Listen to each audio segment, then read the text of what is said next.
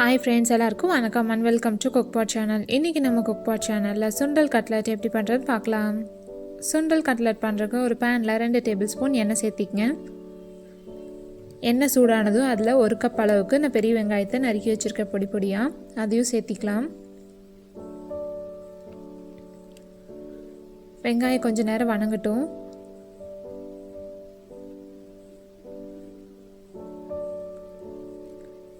வெங்காயம் சீக்கிரம் வணங்குறதுக்காக நம்ம கொஞ்சம் உப்பு சேர்த்திக்கலாம்.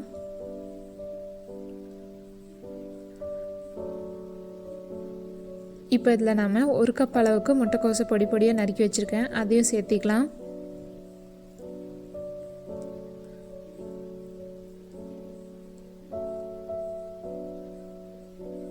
கூடவே 1 கப் அளவுக்கு கேரட் செதறி வச்சுருக்கேன், அதையும் சேர்த்திக்கலாம்.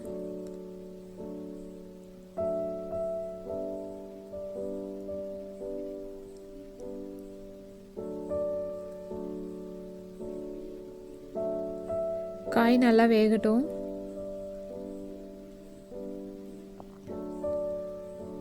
இப்போ நம்ம காய் நல்லா வணங்கிருச்சு.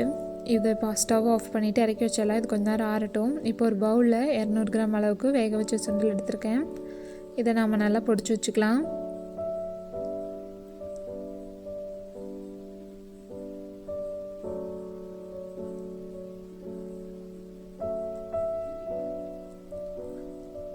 நம்ம சுண்டலை நம்ம பொடிச்சாச்சு.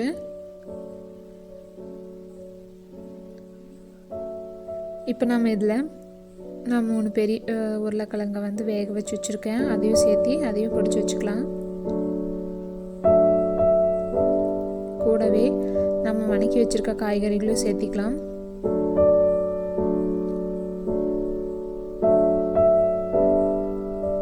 ரெண்டு டேபிள் ஸ்பூன் சீரகத்தூள்,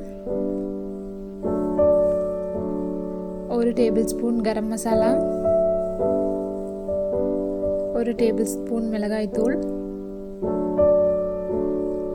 அப்புறம் இதுக்கு தேவையான அளவு உப்பு. கூடவே நான் 1 கப் அளவுக்கு பிரெட் கிரம்ஸ் சேர்த்திருக்கேன். பிரெட்டு நல்லா அரைச்சி வச்சுருக்கேன், அதையும் சேர்த்திக்கிட்டு நல்லா கலந்துக்குங்க.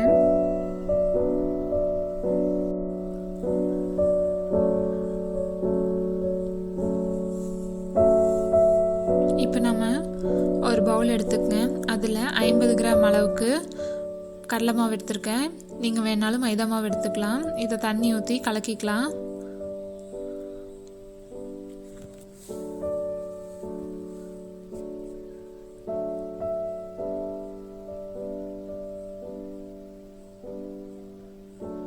இப்போது நம்ம இதை வந்து உருண்டை பிடிச்சிக்கலாம்.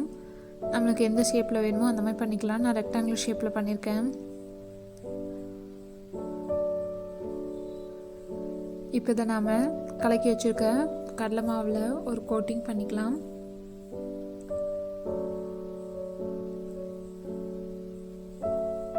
கூடவே நான் கொஞ்சம் பிரெட் கிரம்ஸ் அரைச்சி வச்சுருக்கேன், அதுலேயும் இது போட்டு தவிட்டி எடுத்துக்கலாம்.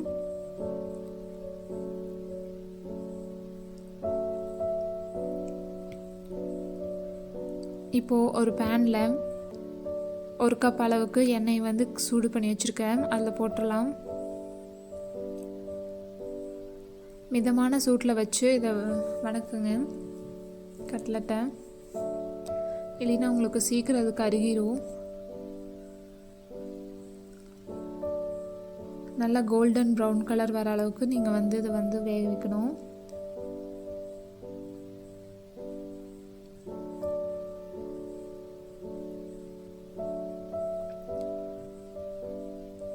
திருப்பி விட்டே இருங்க, அப்போ தான் 2 சைடும் நல்லா பொன்னிறமாகும்.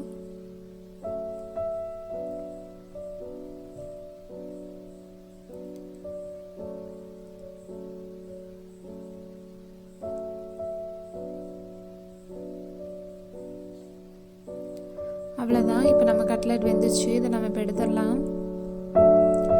இந்த ரெசிபியை நீங்களும் உங்கள் வீட்டில் ட்ரை பண்ணி பார்த்துட்டு உங்களுக்கு இந்த வீடியோ பிடிச்சிருந்தா லைக் பண்ணுங்கள், ஷேர் பண்ணுங்கள், மறக்காமல் சப்ஸ்கிரைப் பண்ணுங்கள்.